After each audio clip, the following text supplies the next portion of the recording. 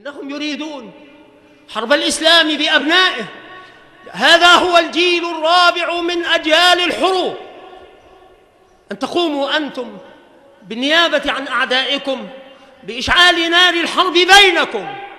يقتل الأخ أخاه، ويسبي الأخ أخاه، ويتبع الأخ أخاه في عوراته، في بيته، في ثرواته، في ممتلكاته، يدمر عليه ذلك كله. وأعداؤكم لم يتكلفوا ثمن رصاصة واحدة. أنتم تخربون بلادكم بأيديكم.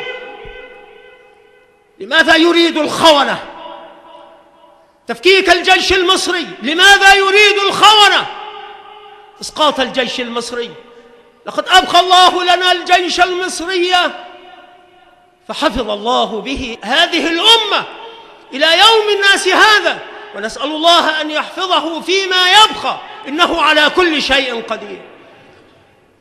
أيها المسلمون في كل مكان، اتقوا الله في أنفسكم، اتقوا الله في دينكم، اتقوا الله في بلادكم، اتقوا الله في تراب الأرض المسلمة التي يرفع فيها الأذان وتقام فيها الصلوات ويصدع فيها بالسنن. اتقوا الله، لا تضيعوا الموجود من أجل البحث عن المفقود، فهذه كلها مغامرات ليست في دين الله رب العالمين.